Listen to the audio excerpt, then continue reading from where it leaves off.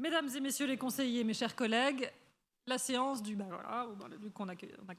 La séance du conseil municipal est ouverte. Nous allons d'abord procéder à la désignation d'un secrétaire de séance. Je vous proposerai le nom de Madame Varchosaz, désormais adjointe, mais toujours Benjamin.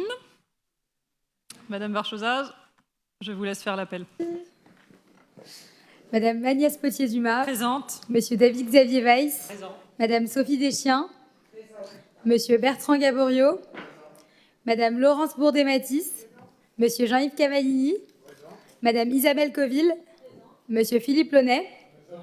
Madame Olivia Zera-Bugaski. Monsieur Frédéric Robert. Présent. Madame Eva Haddad. Présent. Monsieur Stéphane Decreps. Madame Elsa Chély. Monsieur Christian Mortel, excusé, représenté par Madame Coville. Madame Mélissa Varchosaz, présente. Monsieur Jérôme Karkulowski. Madame Martine Rouchon. Monsieur Stéphane Geffrier. Présent. Madame Marie Combel, excusée, représentée par Madame Rouchon. Madame Constance Bro. Monsieur Bruno Fellous, excusé, représenté par Monsieur Makindou. Monsieur Jacques Poumet, excusé, représenté par Monsieur Karkulowski. Monsieur Marley Makindou Tangou. Monsieur Léopold Claude Sanogo. Monsieur Eddy Garot. Monsieur Julien Denègre. Madame Valérie Fournier, excusée, représentée par Monsieur Denègre. Monsieur Sacha Giffa, excusé, représenté par Monsieur Sanogo. Madame Amélie Stalins, excusée, représentée par Madame Varchosaz. Monsieur Aubin Leduc. Monsieur Yvon Lévesque. Madame Hélène Courade. Madame Maroussia Hermeneux. Madame Frédéric Collet. Madame Catherine Vaudevire. Monsieur Christophe Carle, excusé, représenté par Madame Courade. Madame Françoise Cyr. Monsieur Jean-Baptiste Cavallini. Retardé. Madame Nathalie Klimbourg. Monsieur Sacha Alphen. Monsieur Nourdine Gandou. Madame Déborah Copagnac. Absente. Madame Pascale Fondeur. Monsieur Lias Messatfa. Monsieur Baptiste Nouguet. Madame Aurélie Trottin. Monsieur Stéphane Chabaille. Madame Sophie Élisian. Absente. Monsieur Giovanni Bueno. Absent. Je vous remercie. Le quorum étant atteint, nous pouvons donc valablement délibérer. Tout d'abord, l'approbation du procès-verbal de la dernière séance du conseil municipal. Est-ce qu'il y a des remarques, des demandes d'ajout, de précision? Vous avez un problème de micro, monsieur Chabaille? Vous voulez prendre la parole? Appuyez, normalement, il n'y a pas de problème de micro. Allez-y. Allez-y, monsieur Chabaille, vous avez la parole. Madame le maire, chers collègues, à l'occasion qui est sans doute le dernier conseil municipal, avant que les Levalloisiens expriment leur appréciation sur votre mandat, je souhaite revenir... Pardon, monsieur Chabaille, là on est juste sur l'approbation du procès-verbal. Non. Ah si. Comme vous souhaitez, madame le maire. Donc alors je vais mettre aux voix l'approbation du procès-verbal. Je mets aux voix qui est pour. Avis contraire. Abstention. Abstention. Je vous remercie. Alors, monsieur Chabaille, vous avez demandé la parole, allez-y. Ah, j'ai à nouveau la parole. Okay.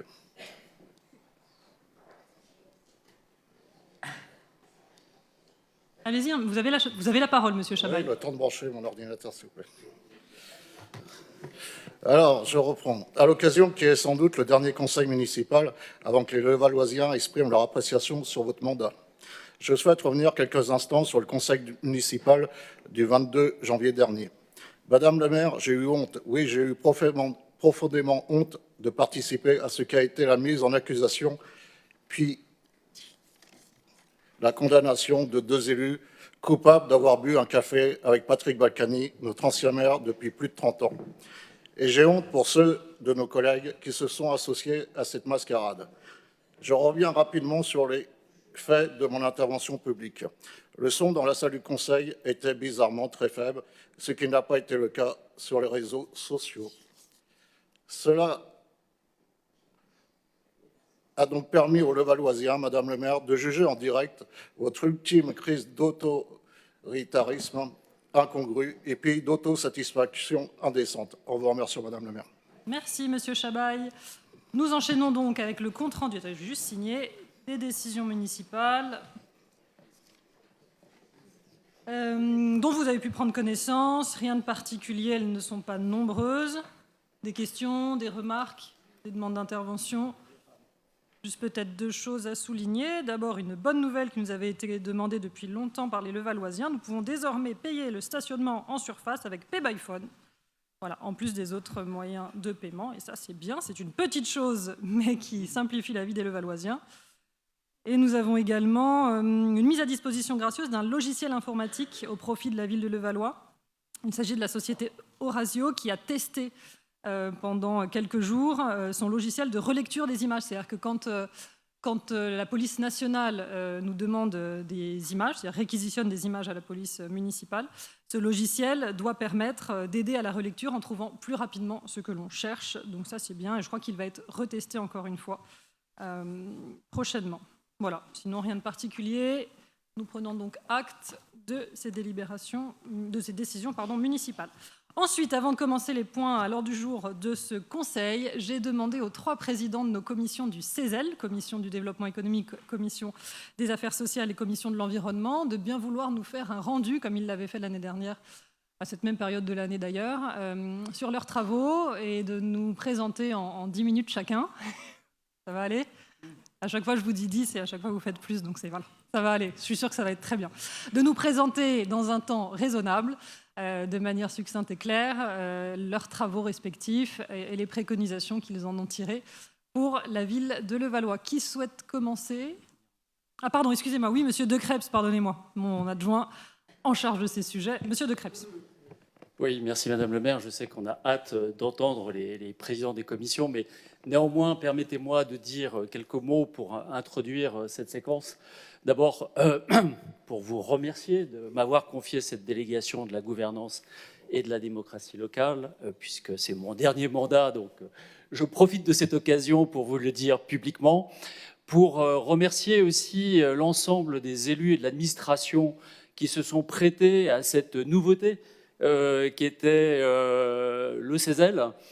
Chacun a fait l'expérience de ce nouveau fonctionnement, de cette nouveau choix de gouvernance de la ville que nous avions préparé avant 2020 avec mes acolytes Jean-Yves Cavellini, Philippe Launay et quelques autres élus, et que vous avez, Madame le maire, lancé dès votre élection. Et donc le CESEL est le troisième étage de cette fusée de la démocratie locale et de la gouvernance que nous avons voulu installer dans cette ville pour refonder sa gouvernance.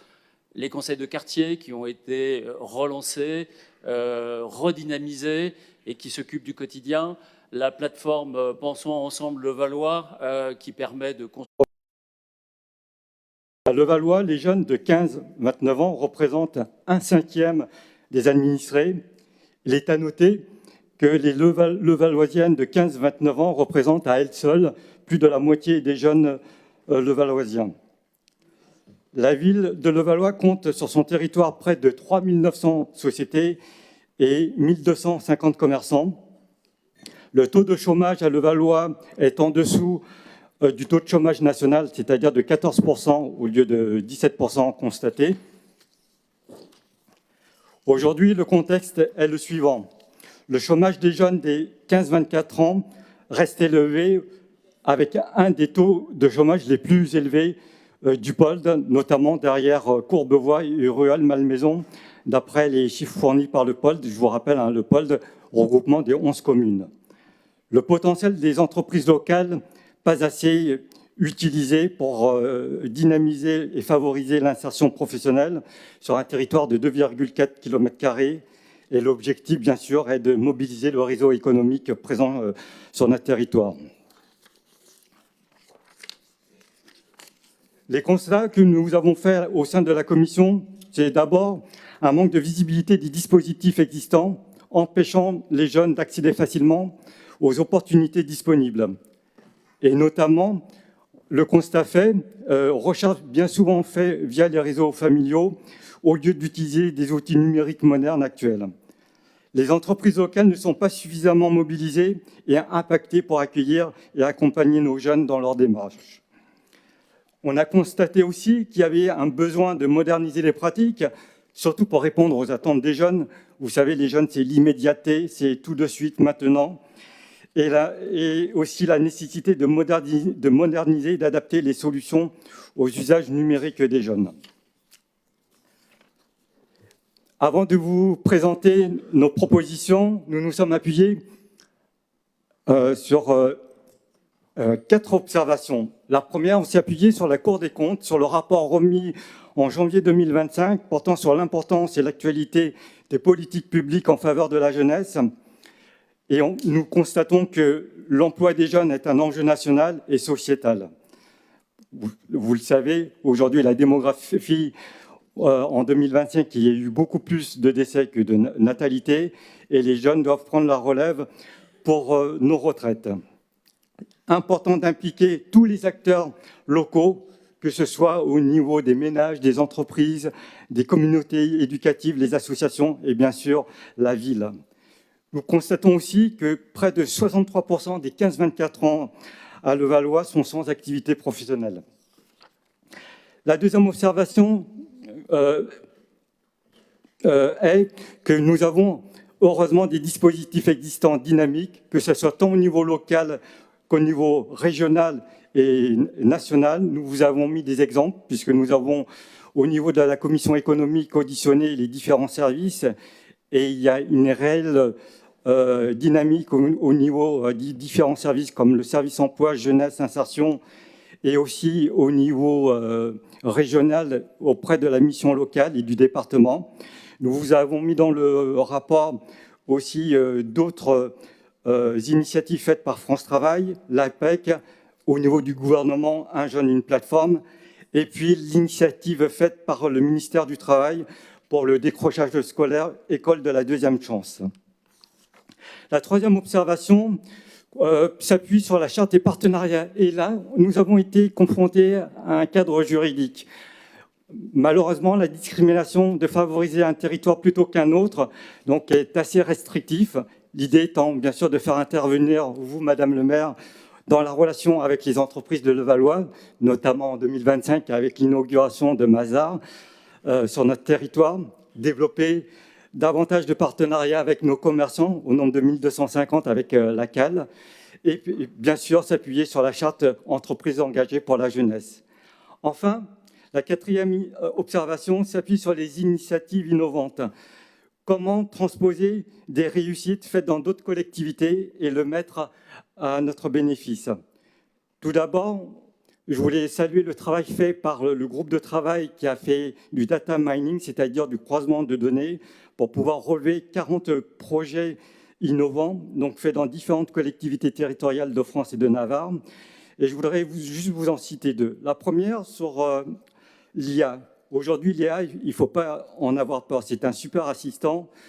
Peut-être vous ne le savez pas, mais l'IA est utilisée depuis 3 décennies dans l'aviation, notamment dans le pilotage automatique des avions. La ville de Issy-les-Moulineaux l'a utilisé, donc le ICI-GPT, pour accéder et simplifier l'emploi des jeunes en faisant du tri de manière intelligente. Je vais prendre aussi un autre exemple, celui du programme Angevin, autour du sport, de l'insertion des jeunes. Et là, je rebondis encore avec Levallois, puisque Levallois, avec le LLC, est la plus grande communauté sportive de France, avec ses 18 000 adhérents. Sur cette base-là, nous sommes heureux de vous faire les 4 propositions suivantes. La première, s'appuyer sur le renforcement de la communication et moderniser les pratiques. En effet, en intégrant de l'IA, créer une plateforme numérique accompagnée d'une application mobile pour en fait centraliser et mettre une mise en relation entre les offres locales des entreprises et les jeunes. Lancer des campagnes de communication plus ciblées pour les jeunes. Aujourd'hui, comme vous le savez, LinkedIn ou Facebook, c'est has-been pour les jeunes dépassés. Donc, il faut utiliser du TikTok ou Instagram. La seconde proposition, à celle-ci, est particulièrement innovante et dans l'air du temps, c'est déployer un dispositif de mentorat local. C'est pouvoir accompagner nos jeunes, pouvoir les élever et les accompagner au-delà de leurs objectifs. L'idée étant de mettre en place 4 propositions. notamment un programme conjoint entre la ville de Levallois, la mission locale, les associations et pourquoi pas le club entreprise. Créer des binômes jeunes et salariés, d'ailleurs ça se fait déjà, ça me vient en tête au niveau du collège Léonard de Vinci, et valoriser l'engagement des entreprises qui sont aujourd'hui dans une démarche résolument RSE. La troisième proposition, comme vous l'avez vu dans les statistiques, nous avons la chance d'avoir la jeune féminine représentant 52% des jeunes, et là encore, accompagner les jeunes vers l'emploi et encourager les parcours féminins. L'idée étant de s'appuyer à la fois sur la connexion avec le plan Born et le réseau levalloisien soutenu par la ville de Levallois, LEAD. Pour rappel simplement, le plan Born, donc plan interministériel 2023-2027, toutes et tous égaux, s'appuie sur 53 mesures concrètes, dont pour les filles, on va s'intéresser à ça, la mixité des métiers, c'est-à-dire encourager les femmes à intégrer des secteurs traditionnellement masculins, notamment dans le domaine de la tech, l'industrie, voire le sport. Et puisque nous sommes une terre d'innovation à Levallois, je pense notamment à l'IA, à la transformation digitale, notamment par Devoteam. Aujourd'hui, la participation des femmes au métier du numérique et de l'IA demeure limitée en France. Juste deux données, 27% dans le domaine du numérique et 22% dans celui de l'IA. L'idée étant de mettre un programme, les Digital at Levallois, et de promouvoir ainsi les jeunes femmes vers des métiers donc résolument masculins. Alors les femmes mères en France, c'est moins de 20%. Exactement. On est encore moins que dans l'IA. Exactement, Madame le maire. Métier à promouvoir. Oui, il faut bien un début. Et enfin, valoriser les exemples de réussite au féminin. Vous êtes d'ailleurs, Madame le maire, le meilleur ambassadeur donc, ici présente donc, pour pouvoir valoriser sur notre territoire.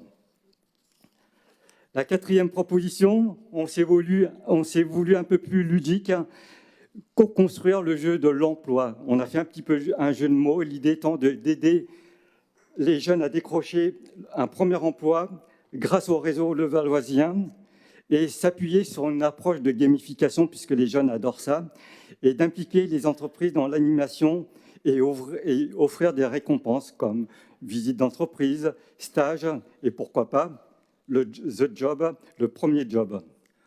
En conclusion,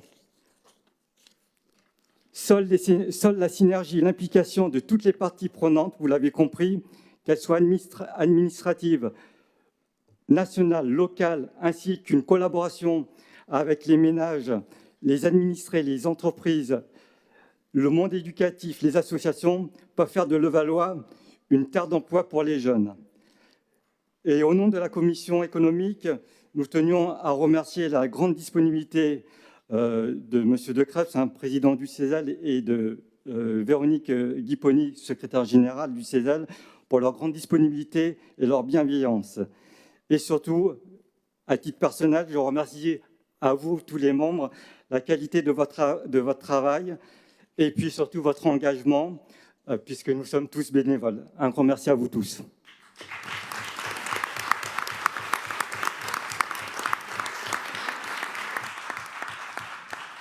Merci beaucoup, Monsieur le Président, et j'espère que vous serez heureux de constater que certaines de vos propositions ont d'ores et déjà été reprises par la majorité municipale. J'espère que vous l'avez vu. Allez, nous passons à la commission environnement. C'est cela. Bien, merci Madame le maire. Madame le maire, Madame, Messieurs les élus ou non élus, bonsoir. Cette année, la commission environnement a travaillé sur les mobilités actives. Autrement dit, comment développer la marche à pied et le vélo dans la ville, voilà, à côté de la voiture. Alors, l'objectif de ma présentation, c'est d'être très synthétique aujourd'hui, puisque j'ai 10 minutes pour faire une synthèse d'un rapport de plus de 50 pages, donc je vais être très léger sur certains aspects. J'espère en tout cas que ma présentation vous donnera envie de lire notre rapport pour ceux qui ne l'ont pas encore fait. Voilà. Alors, de quoi parle-t-on? Finalement, tout simplement, comment réduire le poids de la voiture dans la ville. Et c'est vrai que depuis 60 ans, dans toutes les villes, toutes les infrastructures, tout a été fait autour de la voiture. Donc aujourd'hui, c'est quand même très difficile de changer de paradigme. Alors heureusement, il y a des atouts. Le premier atout, c'est finalement le statut de la voiture, qui n'est plus le même dans la jeune génération. Vous voyez que 38% des moins de 32 ans simplement ont une voiture. Ça, c'est quand même un atout. Deuxième atout, c'est finalement la dimension de la ville, qui fait 2 km et qui permet finalement des trajets courts, possibles à pied ou en vélo. Et puis la politique développement durable de la ville. Récemment, vous avez obtenu la 3e étoile du programme TED de l'ADEME, donc bravo. Donc tout ça, c'est des éléments convergents et positifs. En revanche, il y a des freins très importants. Le premier, c'est que finalement, on a tous beaucoup de difficultés à changer nos comportements, quel que soit le domaine, que ce soit alimentaire, sportif et déplacement. Et donc, il faut du temps et de la persévérance.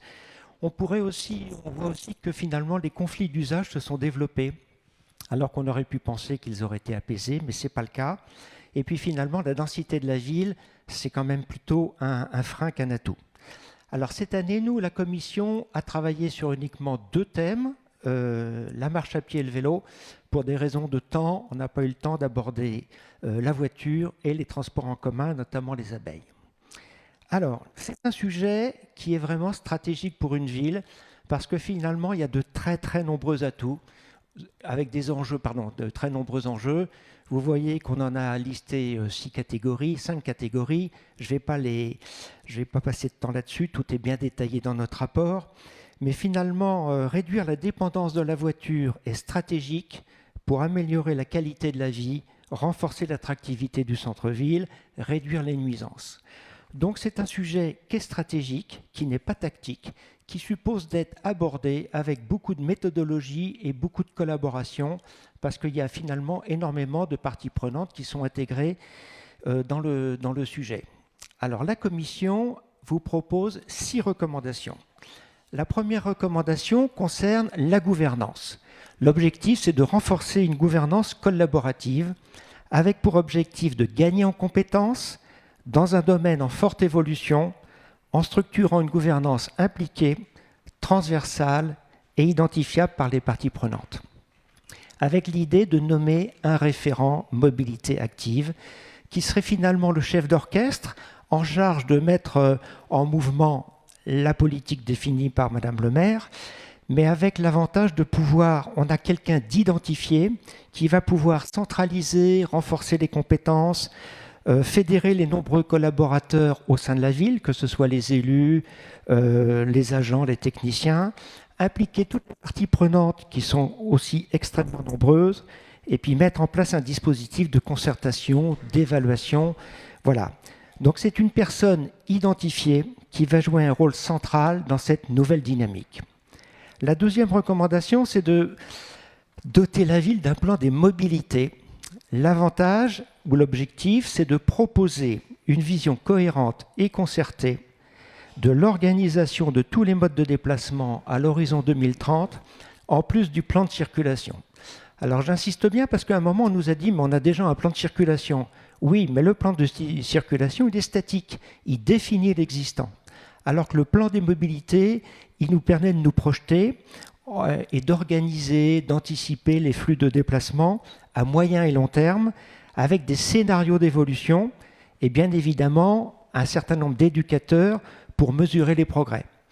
Donc un plan de mobilité, ça s'appuie sur des indicateurs. Donc il faut se doter d'outils d'aide à la décision pour suivre, étudier les données des flux, tester et modifier les aménagements, évaluer leurs impacts sur les temps de trajet, les émissions de CO2, la fluidité du trafic et le confort des activités, puis valider tous les scénarios d'aménagement.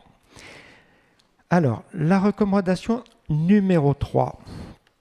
Là, on rentre dans le dur. C'est concevoir un plan vélo qui soit digne de ce nom. Alors, il y a des points positifs, notamment c'est que la situation s'améliore doucement. Le baromètre de la Fédération des usagers a bien noté qu'il y avait de plus en plus de stationnement pour les vélos. La ville récupère la note C, ce qui est bien. Et puis sur un plan global, on est passé de la note G à la note E. Donc il y a une progression, même s'il y a encore des marges de manœuvre. Et nous, de notre côté, nous avons fait une enquête citoyenne. Et alors, je vous ai fait un extrait, là, très rapide. On voit que près de 70% des cyclistes se disent avoir rencontré des difficultés. Et près de 30% se sentent peu ou pas en sécurité. À partir de là, nous vous proposons 4 axes de travail. Le premier, finalement, c'est de renforcer la sécurité des bandes cyclables dangereuses. Alors là, je fais une petite parenthèse parce que vous voyez qu'à dessein, nous n'avons pas parlé de pistes cyclables, mais de bandes cyclables. Il y a effectivement une différence. Une piste cyclable est séparée des autres usages par un terre-plein non franchissable, alors qu'une bande cyclable est séparée des autres usages par uniquement un marquage au sol. Donc à Levallois, il n'y a que des bandes cyclables. Alors le premier point, c'est de renforcer la sécurité de certaines de ces bandes cyclables, notamment celles qui sont dotées de séparateurs en caoutchouc rouge. Vous voyez la photo à côté. Pourquoi ? Parce que finalement, on s'aperçoit que sur ces bandes cyclables, il y a très souvent soit des camions, des camionnettes, des taxis ou des voitures qui sont stationnées, qui obligent les cyclistes à aller sur la chaussée dédiée aux voitures. Et si la roue du vélo touche le plot rouge, là, il y a un risque de chute. Donc ça, au sein de la commission, on est tous unanimes, c'est super dangereux, et la première chose à faire, c'est de les enlever, là où ils existent. Ensuite, pour les autres bandes cyclables, finalement, il y a un certain nombre de choses à faire qui dépendent des circonstances. Tout est bien détaillé dans le rapport, avec de nombreuses photos, notamment des photos qui ont été prises dans les autres villes, qui sont un peu en avance que nous, et qui peuvent être source d'idées. Le deuxième axe, c'est d'installer une signalétique d'orientation vers 2 bandes à fort flux. Effectivement, quand on vient de Paris, on arrive rue du Président Wilson, il n'y a aucun marquage au sol, aucun panneau de signalisation pour orienter les cyclistes vers la rue Édouard Vaillant, qui est la bande cyclable. Et de l'autre côté, quand on vient du pont de Levallois, rue Anatole France, pareil, pas de marquage au sol, pas de panneau de signalisation pour orienter les cyclistes vers la rue Marius-Auffan, où se trouve la bande cyclable. La troisième axe de travail, une fois que la sécurité a été faite, c'est de renforcer le maillage du réseau actuel en créant 2 nouvelles pistes cyclables. Notamment, l'idée, c'est d'améliorer la continuité et la cohérence du réseau cyclable avec 2 nouvelles pistes entre Clichy et Neuilly. De Clichy vers Neuilly, l'idée, c'est plutôt d'être rue Baudin, en partant du chemin de fer. Et de Neuilly vers Clichy, c'est plutôt pour partir de la rue Jacques-Ibert et la rue Jean Jaurès. 4e point, toujours être dans une logique d'évaluation de la démarche, parce qu'on est sur des sujets nouveaux qui supposent beaucoup d'attention et une capacité à réagir si ça ne fonctionne pas. La reco numéro 4, c'est donner plus de place aux piétons.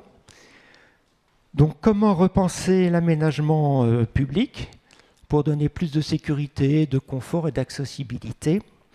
Et là, il y a vraiment une idée forte à prendre en compte qui est une contrainte, c'est la notion du temps long.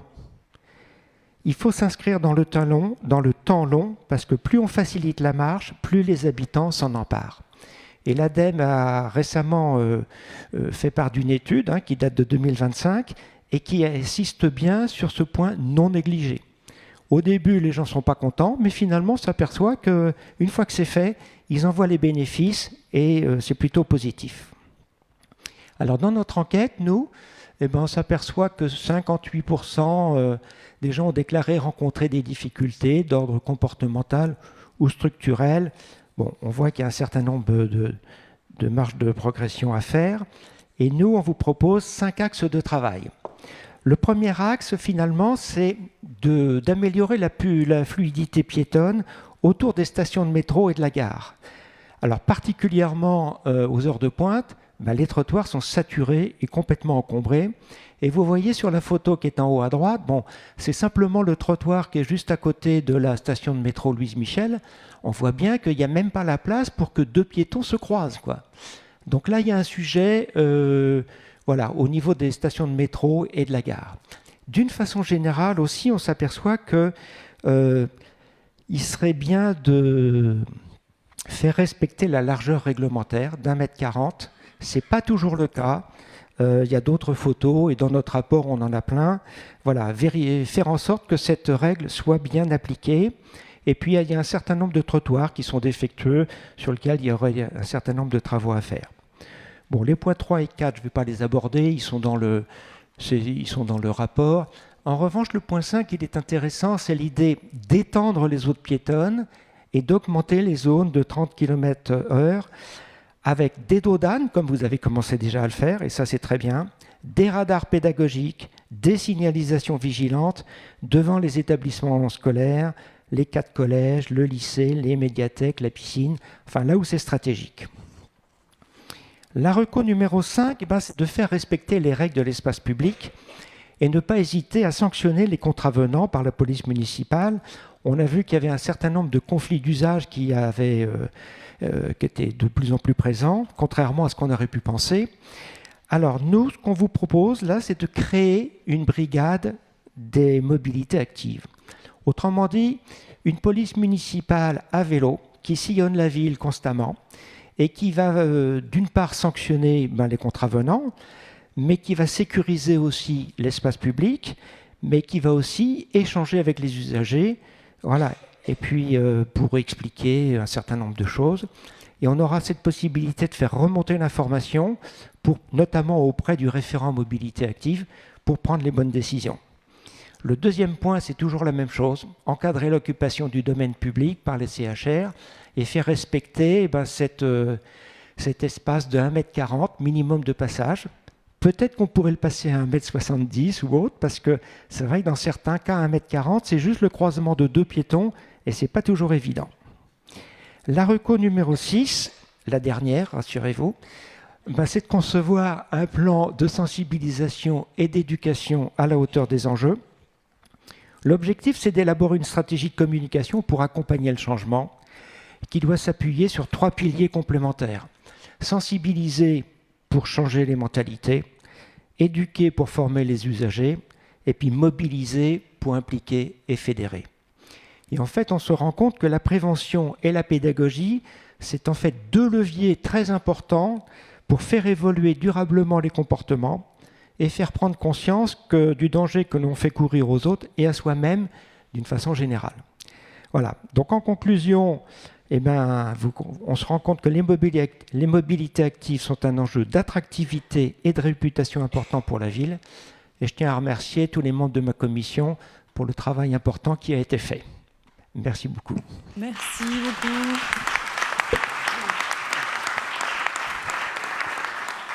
Merci, Monsieur le Président. Alors, nous ferons de notre mieux pour nous inspirer de vos préconisations, même si dans un monde idéal, ça fonctionne. Dans le monde réel, c'est plus dur. C'est-à-dire que la cohabitation des mobilités, c'est une chose. Si on devait effectivement être extrêmement strict sur le 1,40 m, voire augmenter à 1,70 m, je pense qu'il y a énormément de commerçants qui n'auraient plus d'étal devant leur magasin. Oui, il faut s'adapter aux circonstances. Alors oui, il faut s'adapter, mais c'est-à-dire que tout le monde veut faire du cas par cas. Encore une fois, dans la vraie vie, il faut s'adapter. C'est-à-dire que le commerçant à qui je dis, il n'y a plus de... Voilà. J'ai beau lui dire qu'il faut qu'il s'adapte, je ne suis pas sûre qu'il sera ravi. Mais on fait au mieux, effectivement, pour sanctionner les excès, en étant souple quand on peut l'être, sans que ça pénalise non plus les circulations, notamment des personnes à mobilité réduite ou des personnes avec des poussettes, etc. Mais en tout cas, voilà, on a bien pris note des différentes préconisations. Alors, il y a certaines choses qu'on fait déjà. C'est avec votre brigade à vélo, en fait, c'est notre brigade de motards qui s'occupe beaucoup de ça. Donc, ils le font non pas à vélo, mais à moto. Ça permet d'aller plus vite, d'avoir une posture un petit peu différente aussi. C'est-à-dire qu'un policier municipal à moto, c'est quand même un peu plus impressionnant qu'un policier municipal à vélo. Et ça fait, ils font de la prévention, de la verbalisation, mais encore une fois, les comportements, et vous l'avez dit, sont très, très difficiles à faire évoluer.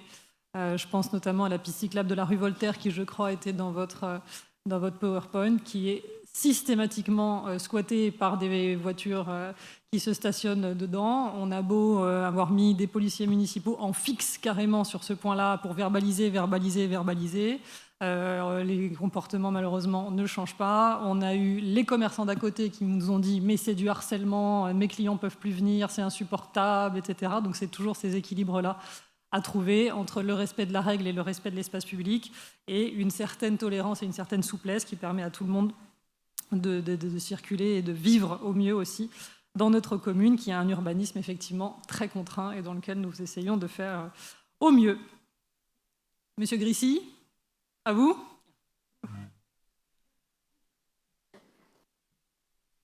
Ah, je crois qu'il s'est allumé puis coupé. C'est bon? Oui. Merci. Madame le maire, mesdames et messieurs les élus, chers membres du CESEL, bonsoir.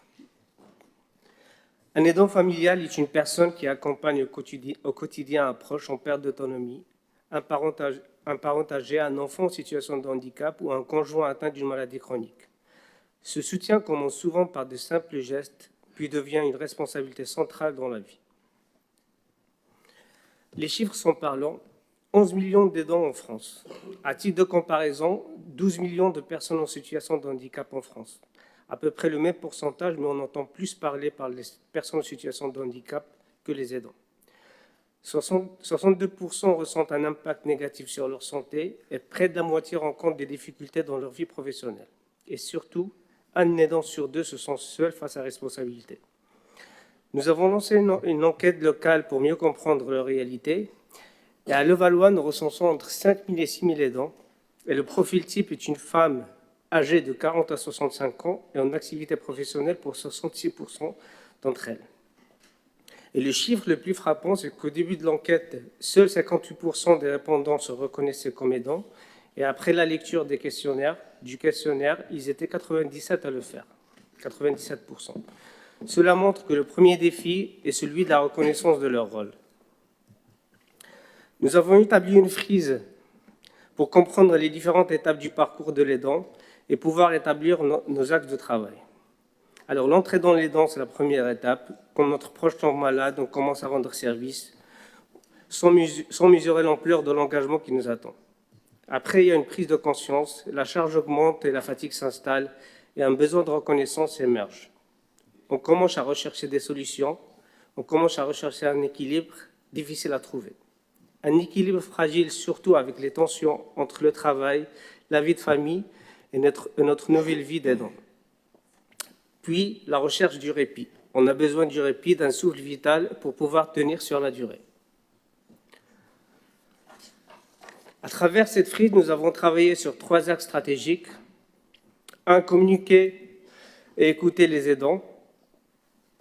Agir pour les aidants, les solutions qu'on vous propose. Et troisièmement, les salariés aidants, c'est comment concilier la vie professionnelle et la vie d'aidance.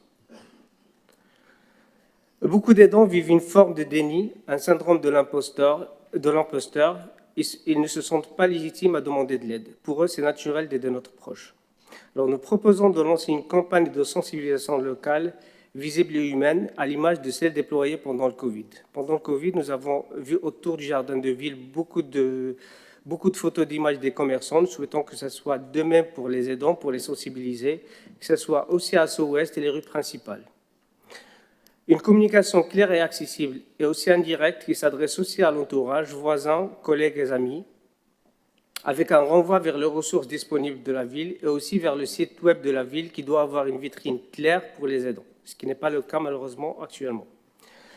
Offrir des espaces de parole bienveillants où les aidants peuvent exprimer leur réalité si différente. Et impliquer la communauté professionnelle territoriale de la santé, la CPTS, car bien souvent, tout commence par un parcours de santé. Préparer l'aider, c'est aussi préparer l'aidant.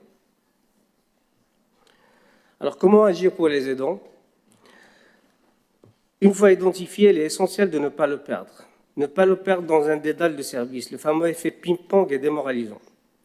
Donc, nous préconisons de dédier un agent spécifique, un référent, comme dans la commission environnementale, dédier un agent au sein du CCAS à l'aidance. À savoir que la ville dispose déjà de la coordination gérontologique et Madame Chrétienne est comme référente, en lien avec la plateforme Delta7 spécialisée dans l'aidance. Mais aujourd'hui, l'approche est concentrée sur les personnes aidées et nous plaidons pour que l'aidant devienne le point de départ de l'accompagnement, d'autant plus que l'aidance ne concerne pas uniquement les personnes âgées. Utiliser un outil d'aide à la décision basé sur l'intelligence artificielle nous trois, nous avons évoqué dans notre rapport.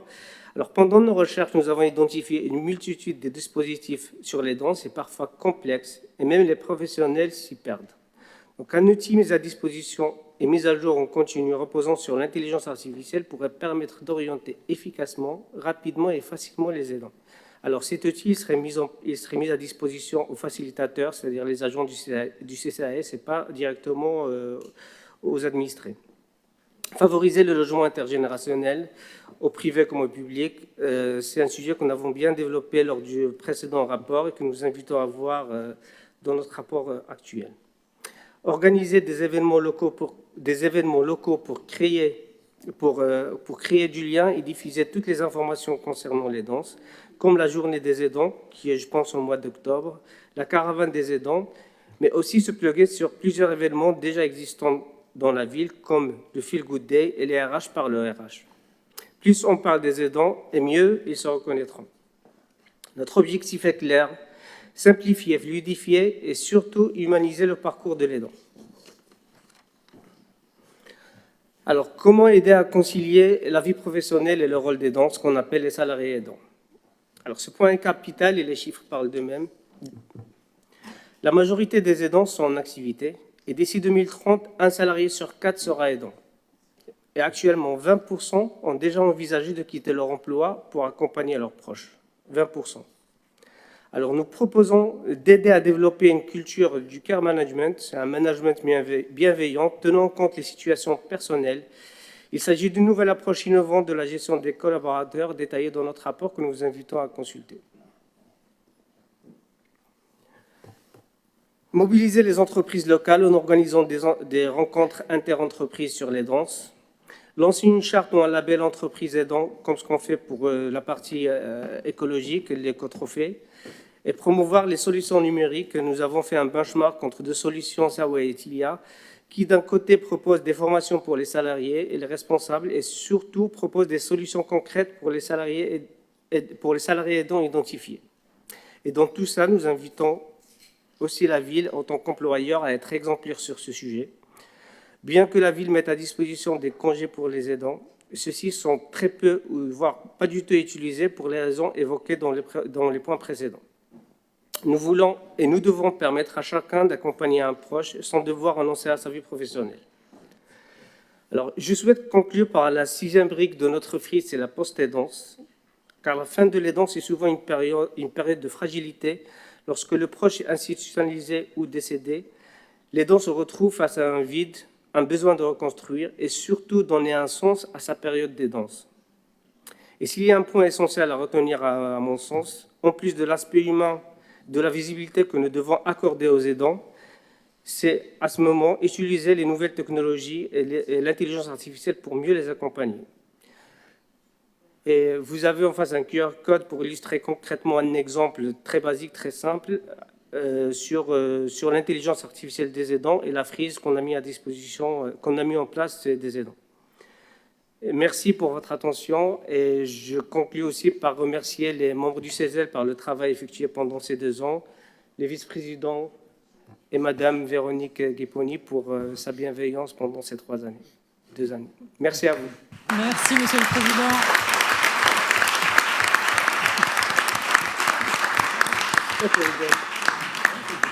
Et là aussi, vous aurez noté que vos propositions trouvent un écho très concret dans les projets que nous souhaitons mener sur les années à venir.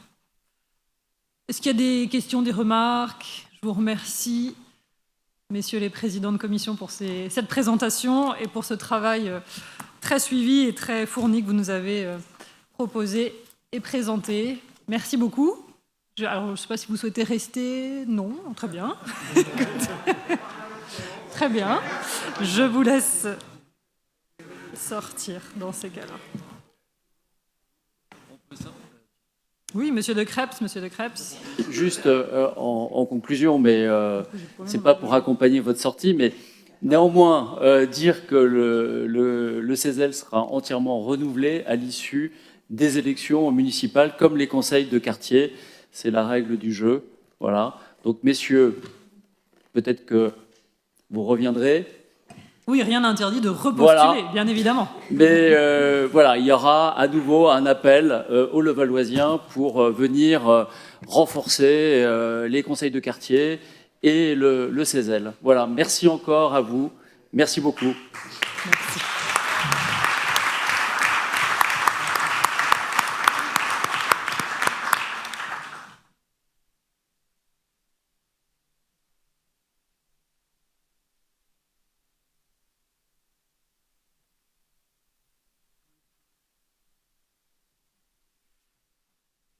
Allez, nous reprenons l'ordre du jour de notre conseil avec les affaires financières et un nouveau contrat de développement entre la ville et le département des Hauts-de-Seine.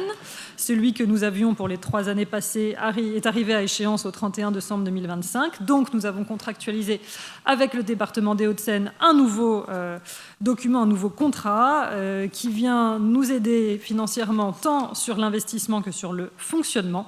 Alors, sur le fonctionnement, on retrouve ce qu'on retrouve classiquement dans ce type de contrat par lequel donc, le département vient nous aider financièrement. On retrouve plus de 4 millions pour les établissements d'accueil du jeune enfant, 26 000 € pour notre relais d'assistante maternelle, 324 000 € pour les actions culturelles, plus de 100 000 € pour les activités sportives et le LSC, 71 000 € pour la coordination gérontologique dont on a parlé tout à l'heure. La coordination gérontologique, c'est un rassemblement en fait, de plusieurs professionnels qui étudient les cas un peu compliqués de personnes âgées qui sont soit isolées, qui rencontrent des difficultés financières, qui ont des difficultés psychologiques, etc.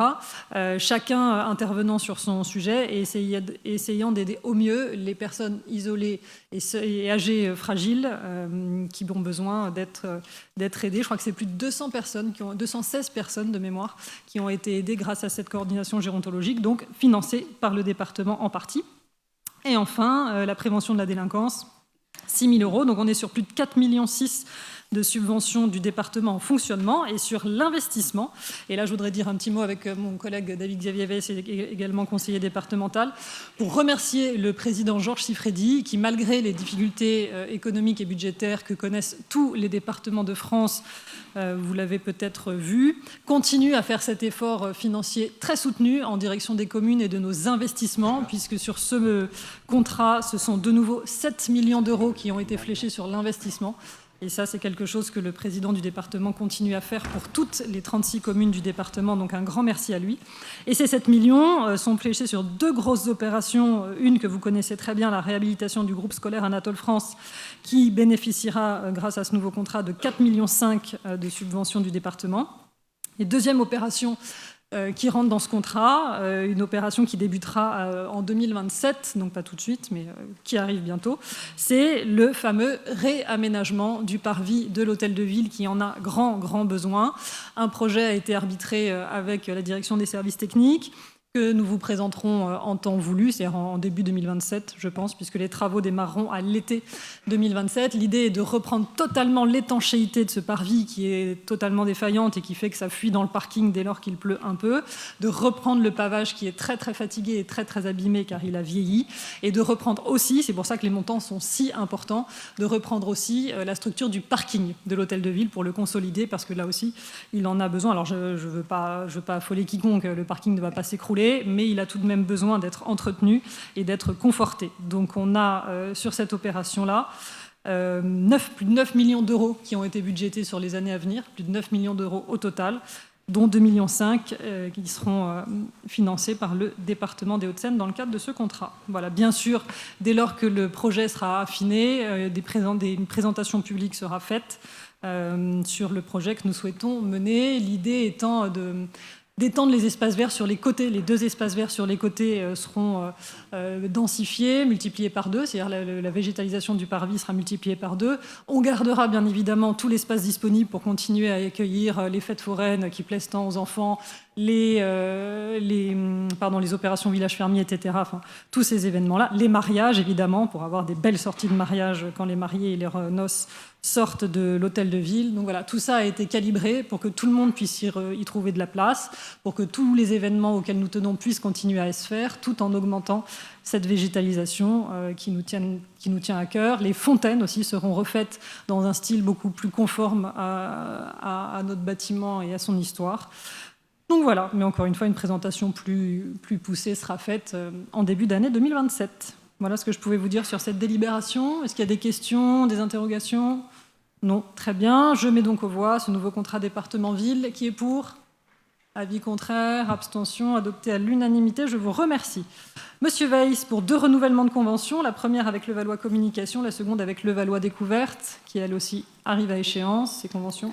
Madame le maire, mes chers collègues, écoutez, pour les 2 conventions, c'est un renouvellement à l'identique de ces 2 conventions, comme on les a votées les années précédentes. Voilà, pour une durée de 3 ans. Exactement. Pas de questions, pas de difficultés, des associations que nous connaissons bien. Donc je mets aux voix ce renouvellement de convention avec Levallois Communication d'abord, qui est pour. Avis contraire, abstention, abstention. Avec Levallois Découverte, pour. Avis contraire, abstention, abstention. Je vous remercie. Affaire technique, Monsieur Gaborio, avec le rapport annuel sur nos rapports. Monsieur Gaborio, vous avez la parole. Merci beaucoup, Madame le maire. Depuis le 1er janvier 2018, la dépénalisation du contrôle de stationnement payant de surface est entrée en vigueur et il a été mis en place à Levallois en mai 2018. Cette nouvelle compétence communale de la politique de stationnement est désormais gérée par la direction de la sécurité publique.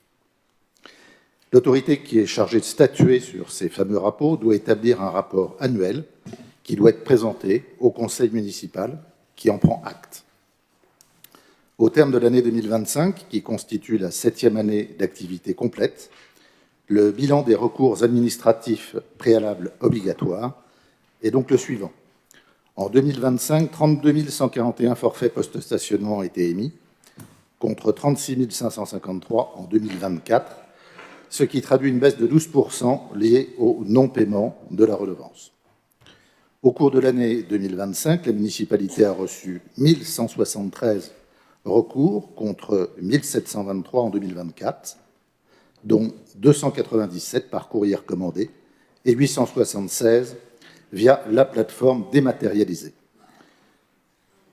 Parmi ces recours, 215 ont été rejetés, 904 ont abouti à une décision favorable et 54 sont encore en cours d'instruction ou ont été transmis à la phase exécutoire.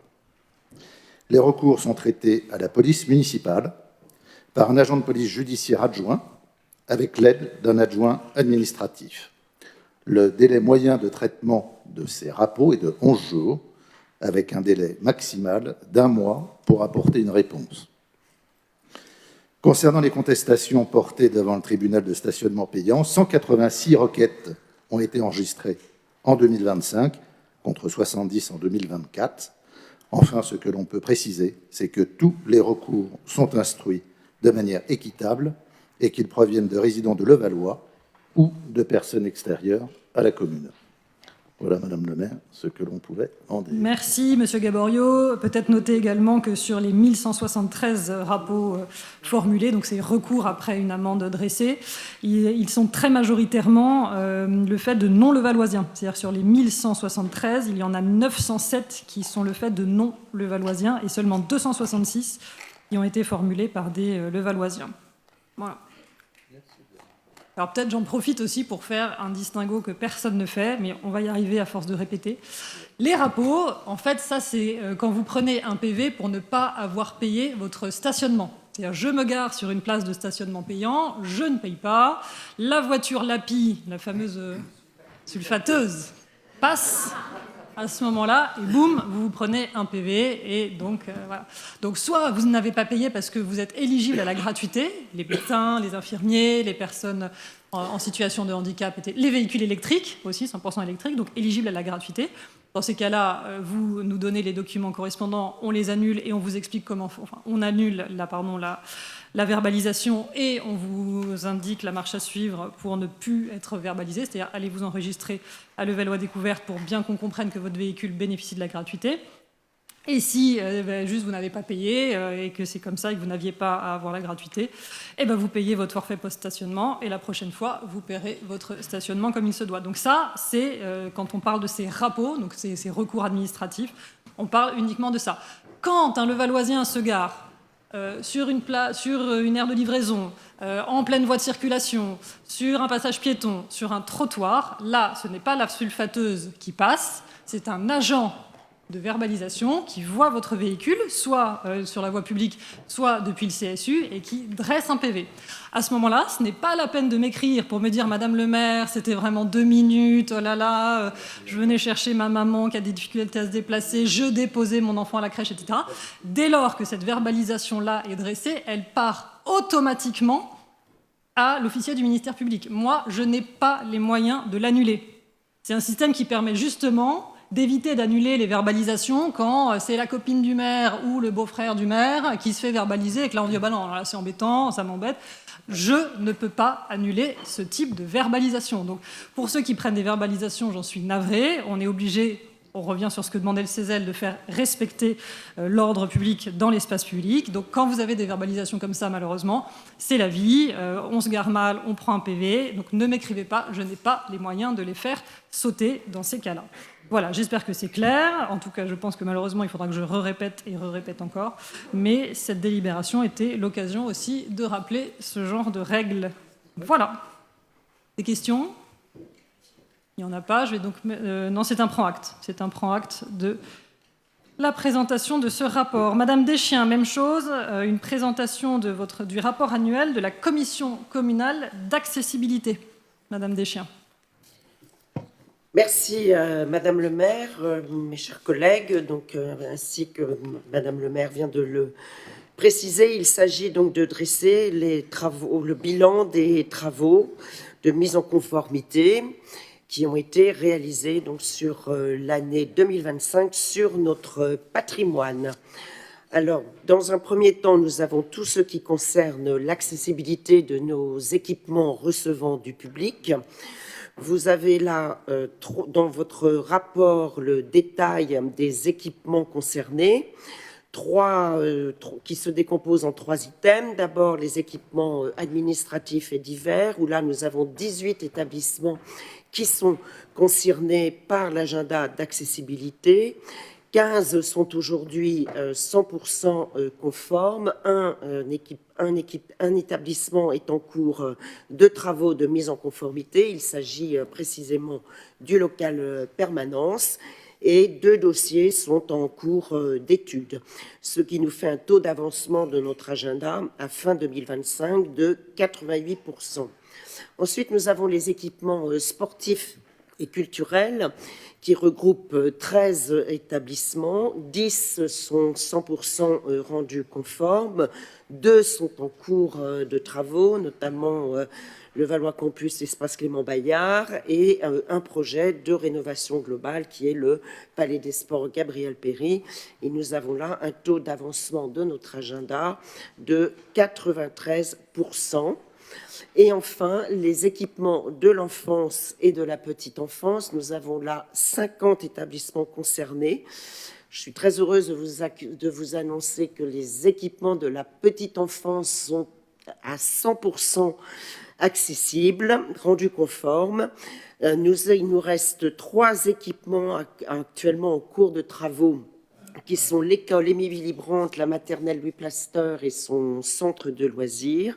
2 dossiers sont en cours d'étude et puis bien sûr le gros dossier en cours, les gros travaux en cours sur le groupe scolaire Anatole France qui lui bien évidemment à sa livraison en septembre 2027 sera rendu totalement accessible. Nous avons là pour les équipements de l'enfance et de la petite enfance un taux d'avancement de notre agenda d'accessibilité qui est à fin 2025 de 95%. Ensuite, nous avons tout ce qui est l'accessibilité de nos espaces verts. Donc, tous nos espaces verts, bien sûr, sont accessibles et conformes, et cela depuis très longtemps. Mais nous améliorons chaque année les aménagements en faveur d'une qualité d'usage pour tous, notamment sur le travail que nous réalisons sur les aires de jeu, Donc en 2025, Square, les 2 aires de jeu ont bénéficié d'une totale transformation, celle de l'aire de jeu du Square de la Gare et 2 aires de jeu du Parc Eiffel, où nous avons mis en place des jeux évidemment totalement accessibles aux personnes en situation de handicap et également malvoyantes. Et puis également, nous achèverons en 2026 le renouvellement des bancs de fontaines, puisque nous installons désormais des bancs de fontaines accessibles à tous, et nous avons 80% des bancs de fontaines des espaces verts qui sont désormais totalement accessibles. Il reste à transformer 3 bancs de fontaines sur le parc Alsace et 1 sur le parc Eiffel. Et enfin, le dernier point sur l'accessibilité, qui a une grande importance, ça a été dit tout à l'heure, l'accessibilité de la voirie. Nous travaillons sur le plan de mise en accessibilité de la voirie des espaces publics que nous avons co-construit en 2010 et sur lequel tous les ans nous réalisons des travaux. Donc là aussi, 3 items. Le premier qui est l'équipement en feu sonore, et puis désormais nous renouvelons également quelques installations, puisque nous sommes aujourd'hui à fin 2025 à 100% des feux sonores qui sont équipés. Ensuite, nous avons les travaux de mise en conformité des carrefours et des traversées, où là nous atteignons un taux d'avancement à fin 2025 de 98%. Et puis l'aménagement de places de stationnement pour les personnes en situation de handicap. Je rappelle que la loi stipule que le taux de places de stationnement, aussi bien sur voirie qu'en ouvrage, doit être de 2% pour ce taux, pour réserver pour les personnes handicapées. Sur voirie, à fin 2025, nous sommes sur le Valois, donc à 5,48%. Nous étions à 5,30% en 2024. Tout ça pour dire que dès qu'il y a une demande, elle est évidemment honorée. Et dans nos parkings, nous sommes également supérieurs au taux légal de 2,62%. Nous pouvons également préciser qu'en 2025, nous avons installé des stations de bornes de recharge véhicules électriques sur voirie. 7 stations ont été installées en 2025 pour ce qui correspond à 30 places de charge. 16 d'entre elles sont accessibles aux personnes à mobilité réduite. En synthèse, nous avons sur notre agenda d'accessibilité un taux global d'avancement à fin 2025 qui est de 80%, avec, je le rappelle, 95% des équipements publics qui sont d'ores et déjà accessibles à l'usage. Je préciserai que 30% des communes de France ne sont toujours pas engagées dans cet agenda d'accessibilité, pourtant rendu obligatoire par la loi de 2005. Sur le plan de mise en accessibilité de la voirie, nous sommes à un taux global d'avancement à fin 2025 de 99%. Là, vous avez en France un tiers des communes qui ne sont toujours pas dotées de ce fameux PAV. Nous avons réalisé dès 2017 les registres publics d'accessibilité pour 120 de nos bâtiments communaux. Là aussi, 70% des communes françaises à date n'ont pas établi ces registres. Enfin, nous réunissons notre commission communale pour l'accessibilité tous les ans depuis plus de 16 ans. Et dernier point, le taux d'emploi des travailleurs handicapés dans nos services, donc le taux ville, est de 6,24%, c'est-à-dire supérieur au taux légal, et le taux CCAS est à 11,11%, qui est également supérieur à l'obligation légale qui a été fixée par le législateur à 6%. Enfin, je terminerai, vous avez cela également dans le rapport, pour mettre notamment depuis les pages 14 à 17, un focus sur les actions spécifiques qui ont été menées en 2025, à la fois par la ville ou encore le Levallois Sporting Club, notamment en permettant aux personnes en situation de handicap de pouvoir bénéficier d'un départ spécial à la course la Levalloisienne, également avec la section Handi Box qui avait été lauréate du budget participatif de la région, le budget participatif handicap, où un certain nombre d'actions ont pu être menées, notamment l'acquisition de rings de boxe adaptés, puis une conférence lors de la journée mondiale sur le handisport. Enfin, avec la direction de l'enfance qui, elle, a bénéficié également du budget participatif handicap sur 4 opérations d'inclusion dans les écoles et les centres de loisirs. Voilà, Madame le maire. Merci beaucoup, Madame Deschiens. Est-ce qu'il y a des demandes... Oui, allez-y. Est-ce qu'il y a des demandes de prise de parole sur cette présentation? Il n'y en a pas. Nous prenons acte donc de la présentation de ce rapport. Je vous remercie, Madame Deschiens, et vous gardez la parole sur un renouvellement de convention entre la ville et la maison de retraite Les Marronniers, puisque nous entretenons leurs espaces verts. Merci, Madame le maire. Donc là, je serai très rapide. Effectivement, la convention qui a été établie en 2021 entre la maison de retraite Les Marronniers et la ville afin de gérer l'entretien des espaces verts arrive à échéance très prochainement, puisqu'elle arrive à expiration le 7 février. Il convient donc de la renouveler pour une durée identique de 5 ans. Pas de difficulté, très bien. Des questions, des remarques, il n'y en a pas, je mets aux voix. Qui est pour? Avis contraire, abstention, il n'y en a pas, adopté à l'unanimité, je vous remercie. Je vais passer la parole à Monsieur De Crepes et demander aux administrateurs de Rive-de-Seine Habitat de bien vouloir sortir, c'est-à-dire Madame Deschiens, Monsieur Cavallini, Monsieur Launay, Madame Bugashki, Monsieur Robert et Monsieur Gaborio. Gaborio? Ah oui, et Monsieur Gaborio, très bien. Je vous laisse la parole ici, Monsieur De Crepes. Allez.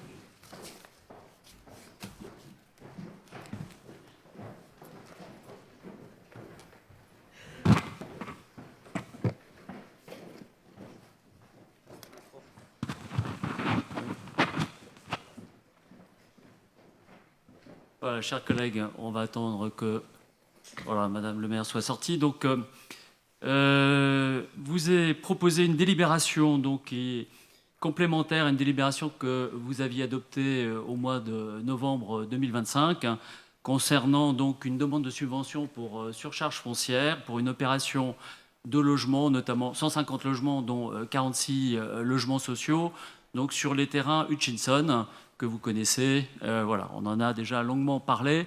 Donc, il s'agit dans cette délibération d'accorder une subvention pour surcharge foncière de 663 000 € au profit de l'opérateur levallois Rive-de-Seine, et en contrepartie d'adopter un avenant à la convention de réservation, puisque la ville va récupérer 24 logements, 10 logements sur l'opération immobilière, ce qu'on appelle les réservations en stock, et 14 logements sur le parc de l'opérateur, enfin de l'office, ce qu'on appelle la gestion en flux.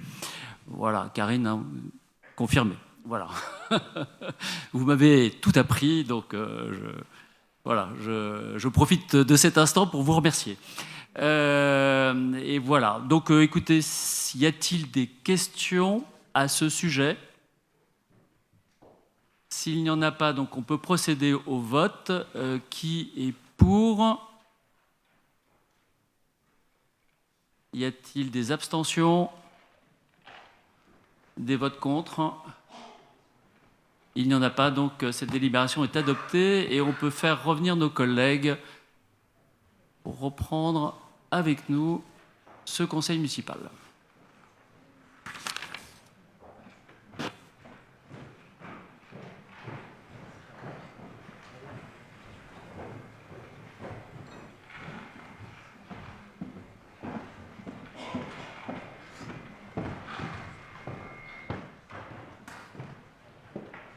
Merci, Monsieur De Crepes. Et nous enchaînons. Je le laisse reprendre sa place doucement avec les affaires de personnel. Monsieur... Oui, allez-y, prenez votre temps, tout va bien. Avec plusieurs délibérations qui vont nous être présentées par Monsieur Launay, et notamment la numéro 9 sur l'encadrement des activités relatives à la formation des apprentis mineurs, puisque nous accueillons des mineurs, parfois en apprentissage dans nos services, et il faut encadrer leur activité comme il se doit. Monsieur Launay. Merci Madame le maire, mes chers collègues. Dans le cadre de la politique d'insertion professionnelle des jeunes, la ville emploie des apprentis, notamment au sein de la direction générale des services techniques. L'emploi des mineurs de moins de 18 ans est strictement encadré par la réglementation qui définit les conditions de travail, la durée du travail et les travaux interdits ou réglementés afin de garantir, bien entendu, leur sécurité. Cette délibération a donc pour objet d'autoriser par dérogation les jeunes âgés de 15 à moins de 18 ans en formation professionnelle à effectuer ces travaux. Merci. Voilà. Monsieur Launay, pas de difficulté. Je mets aux voix qui est pour. Avis contraire, abstention, il n'y en a pas, je vous remercie. La suivante sur l'ajustement du tableau des effectifs. Oui, alors mes chers collègues, vous avez dans vos documents le tableau. Simplement, la présente délibération permet de mettre à jour en prévoyant 9 changements d'intitulé de poste, 3 transformations de poste, 1 suppression de poste, une ouverture de poste au cadre d'emploi des attachés, une intégration directe dans la filière sociale et 24 promotions internes. C'est ce qu'expose cette délibération, Madame le maire. Merci. Je vais juste faire une remarque que j'ai vécue en entreprise, la transversalité qui, grâce à vous et grâce aux efforts de la DRH, on a pu faire bouger les gens et les faire rechercher par des concours d'améliorer leur carrière. Et je pense que la motivation, c'est un point important pour le service des Levalloisiens. Et je voulais les remercier et remercier la DRH du travail qui avait été fait, ainsi que tous les services d'ailleurs. Merci. Excusez-moi. Merci, Monsieur Launay, vous avez raison. Très bien, je mets aux voix ce tableau des effectifs sur sa mise à jour. Qui est pour? Avis contraire, abstention, il n'y en a pas, je vous remercie. Madame Rouchon, nous partons au cimetière cette fois-ci, mais ne riez pas, c'est hyper important. Bah oui, c'est très important. Parce qu'au cimetière, figurez-vous que nous n'avons plus le droit d'utiliser de produits phytosanitaires, et donc au printemps et à l'été, il y a tout un tas d'herbes folles qui poussent, et qu'il nous faut donc désormais aller arracher à la main ou mécaniquement, ce qui nous pose... ce qui demande un travail renforcé, et c'est ce que nous faisons grâce à cette délibération en embauchant Madame Rouchon. Allez-y. Merci Madame le maire. Donc l'exigence environnementale et l'engagement de la ville pour la préservation de la biodiversité imposent des méthodes qui permettent de respecter la faune et la santé humaine. Le dispositif saisonnier pour répondre à l'élan végétal d'avril à fin septembre permet de garantir la continuité et la qualité du service rendu. Il est ainsi proposé de reconduire ce dispositif avec la création de 3 postes d'emploi contractuels à temps complet pour une durée de 6 mois. D'avril à septembre pour entretenir le cimetière comme il se doit. Merci Madame Rouchon. Nous avions fait la même chose l'année dernière, ça s'était très bien passé. Je mets aux voix qui est pour. Avis contraire, abstention. Je vous remercie. Adopté à l'unanimité. Monsieur Launay, de nouveau, avec le rapport social unique pour 2024. Merci Madame le maire. Bon, alors, conformément à la loi de transformation de la fonction publique, il est évident que les collectivités territoriales doivent produire chaque année un rapport social unique, en remplacement du rapport sur l'état de la collectivité. Ce document rassemble les données essentielles liées à la gestion des ressources humaines, effectifs, emploi, formation, mobilité, rémunération, conditions de travail, égalité professionnelle, handicap et environnement. L'objet de la présente délibération est de prendre en acte la présentation du rapport social unique au titre de l'année 2024. Merci Monsieur Launay. Est-ce qu'il y a des questions avant le prend acte? Il n'y en a pas. Le conseil municipal prend donc acte de la présentation de ce rapport. Et ensuite, émanation donc de ce rapport social unique, les lignes directrices de gestion. Le rapport social unique étant la photo de ce qui se passe à l'instant T dans nos services, et les lignes de gestion étant la projection qu'on en fait. Monsieur Launay, toujours. Alors, la ligne directrice de gestion mise en place au 1er janvier 2021 définissent les règles en matière de gestion des ressources humaines dans la fonction publique territoriale. La délibération numéro 84 du conseil municipal du 20 juin 2023 fixe les orientations de la ville pour 2023 jusqu'en 2026 en matière de promotion et de valorisation des parcours professionnels. En 2025, c'est important, on notera 108 avancements de grade ainsi que 4 promotions internes. Cette délibération vise à prendre acte de ce bilan annuel. Merci, Monsieur Launay. Des questions?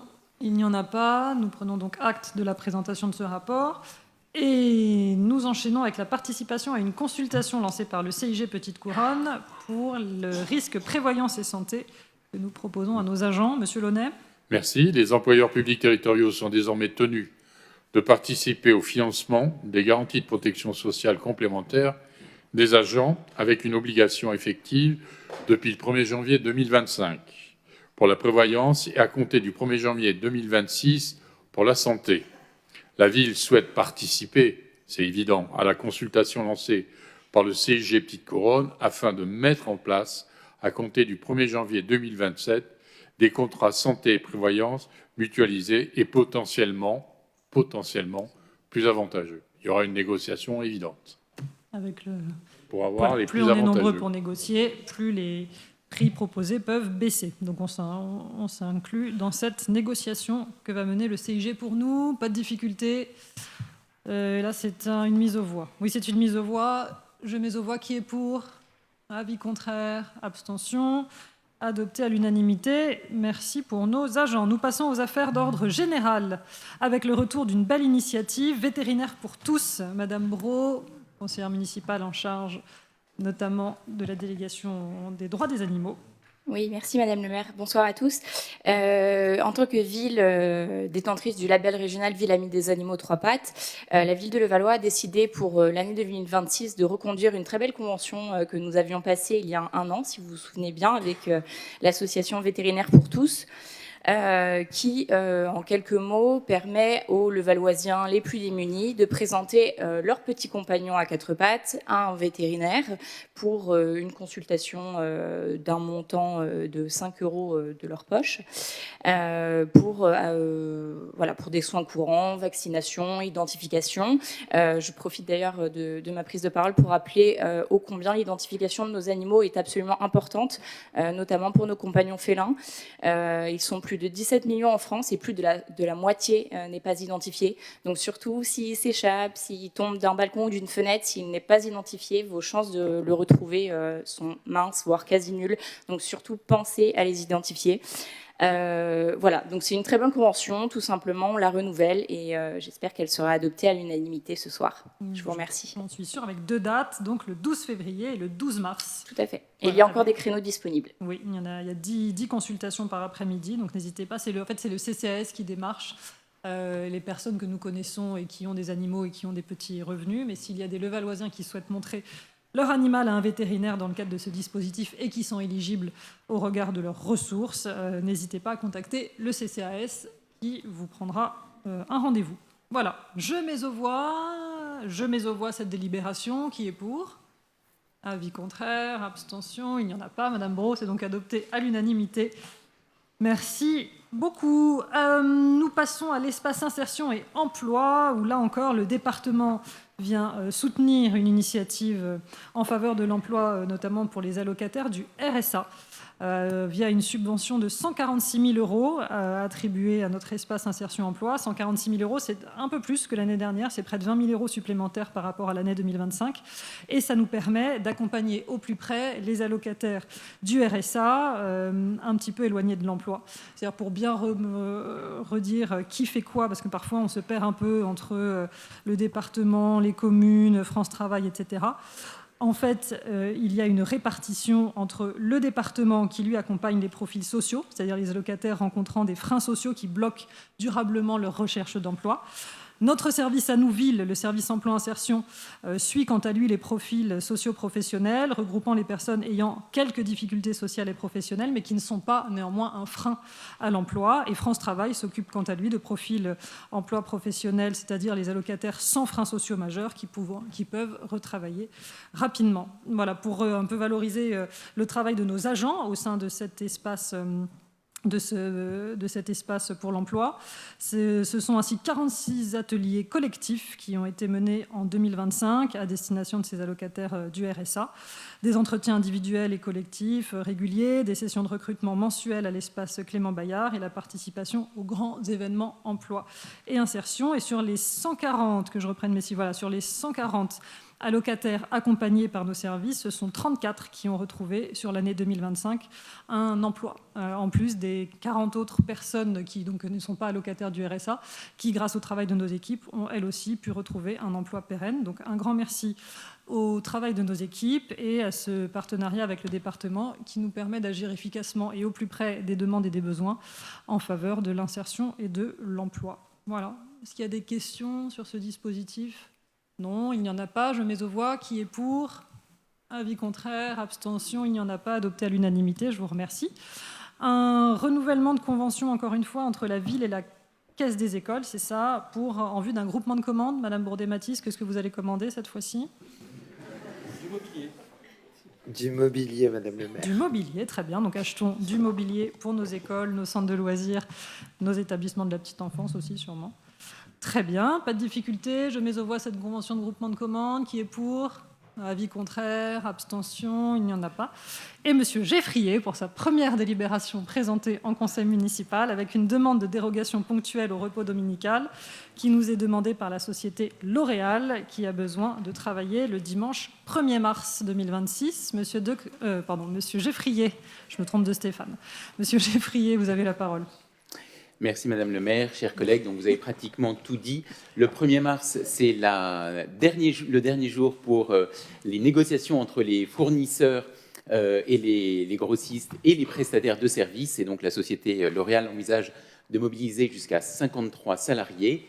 Ils sont tous volontaires, ils ont tous donné un accord unanime sur les contreparties qui leur seront accordées à l'occasion du travail ce jour-là. Donc c'est la préfecture qui accorde cette dérogation et l'avis du conseil municipal est requis. On vous recommande donc de formuler un avis favorable. Pour cet avis. Alors, monsieur Robert, pour une précision de vote. Oui. Tout à fait. Comme vous vous en doutez, pour des questions d'éthique, je ne prendrai pas part au vote. Très bien. Effectivement, monsieur Robert, travaillant pour l'entreprise citée. Pas d'autres questions, pas d'autres précisions. Je mets donc aux voix qui est pour cet avis favorable délivré par le conseil municipal, qui est contre, abstention, il n'y en a pas, avis favorable donné à l'unanimité. Voilà, c'était donc la dernière séance du conseil municipal de la mandature. Je tenais à remercier tous les élus de ce conseil municipal pour la qualité de nos échanges et bon, parfois des échanges un peu vifs et un peu tendus, mais je crois que l'Assemblée a fait son travail au service des Levalloisiens. Chacun a défendu ses convictions et ce en quoi il croyait.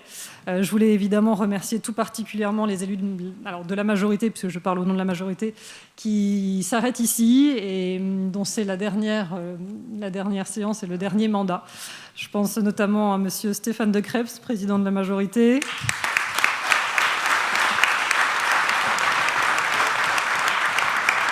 À monsieur Philippe Launay.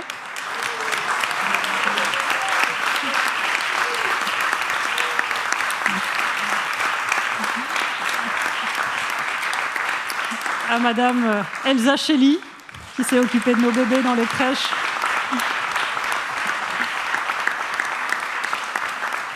À madame Catherine Vaudevire, qui m'a demandé de prendre la parole, et je vous la donnerai évidemment tout à fait, chère Catherine. Sans oublier monsieur Jean-Yves Cavallini, élu à la ville de Levallois depuis 1983, qui a assuré un intérim pas évident. Cher Jean-Yves, tu pensais faire un intérim de 15 jours, tu as fait un intérim de 3 mois, ou 4 mois même, en plein Covid, dans des situations que personne n'aura jamais vécues, et c'est toi qui les as vécues pour nous, c'est toi qui étais à la tête de cette ville au moment où tout était plus que compliqué, donc merci Jean-Yves pour toutes ces... Et Jean-Yves, tu es le seul élu, je crois, ici, à avoir été élu de 83 à aujourd'hui, sans discontinuité, sans aucune interruption. Et ça, je crois que c'est une performance à souligner.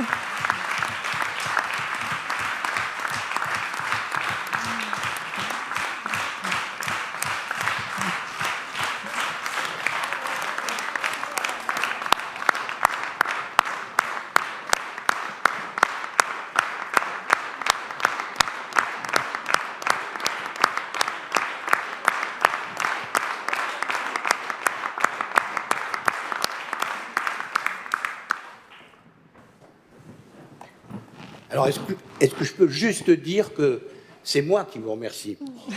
Parce que sans vous, sans ces conseils aussi animés, sympathiques, parfois bruyants, jamais j'aurais duré 43 ans. Enfin, 43 ans de conseils municipaux ternes et silencieux, c'eût été absolument impossible.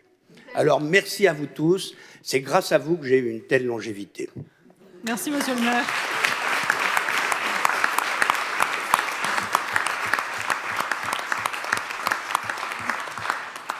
Et la relève est assurée. Madame Vaudevire. Merci beaucoup, Madame le maire, de me laisser la parole et presque de conclure cette assemblée. Je voulais dire que, évidemment, je ne peux pas m'en cacher, hein, j'ai fait 40 ans de militantisme, 40 ans de militantisme, dont 38 dans l'opposition. L'opposition ne fut pas inutile, je voudrais juste le dire assez vite, hein, sur les actes qui, quand on faisait des recours auprès de la justice administrative, étaient souvent mises en cause, réduites. Enfin bon, je ne vais pas m'appesantir. Et puis bon, il y a eu les deux tours. Alors ça, les deux tours, 1 milliard, une opération à 1 milliard d'euros qui devait rapporter 250 millions de droits à bâtir à la ville, qui n'en vit pas la couleur, 8 millions, mais c'est tout. Donc tout ça, bon, c'est... Et puis alors là, j'ai presque un regret, parce que depuis que vous êtes là, on n'a plus le cirque, on n'a plus alors, mais non, mais quand on allait, non, mais je vous assure, hein, quand on allait dans la fosse au lion, on était insulté, bafoué, il fallait même traîner le maire en justice pour diffamation. Il nous faisait des séances où il interrompait la séance pour aller dîner et il nous faisait revenir à 23h. Et il convoquait l'assemblée du public dans les pour que nous soyons hués, sifflés, couverts. Évidemment, il nous donnait la parole quand ça l'arrangeait et il nous insultait quand on lui parlait. Bon, je ne peux m'empêcher de m'en souvenir, mais du coup, ça donnait effectivement de la vie, hein, ces conseils.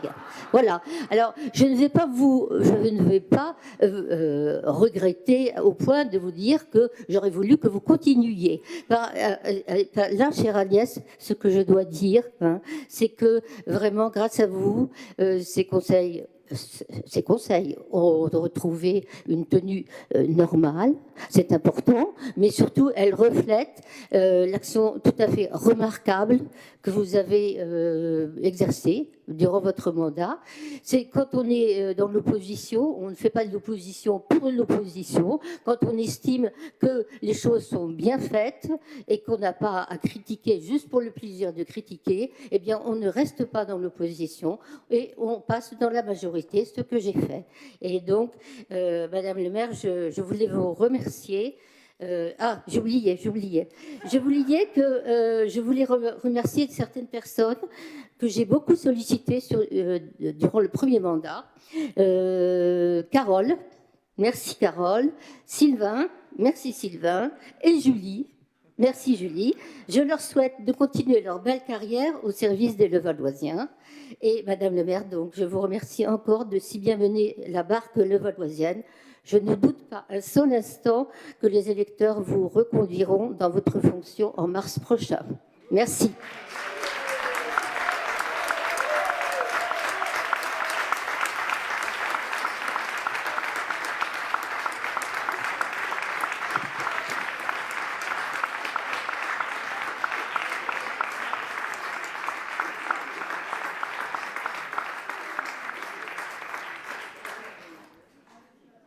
Si on m'avait dit, Madame Vaudevire, qu'on finirait le mandat comme ça, alors là, je ne l'aurais pas cru. Mais c'est exceptionnel, c'est merveilleux. Et ce n'est pas de la flatterie, puisque je ne continue pas. Oui, c'est vrai. Un grand merci à vous. Est-ce qu'il y a d'autres demandes de prise de parole? On va finir sur ça, c'était merveilleux. L'intégralité des points à l'ordre du jour ayant été examinés et toutes les prises de parole ayant été faites, la séance du dernier conseil municipal de la mandature est levée. Merci beaucoup.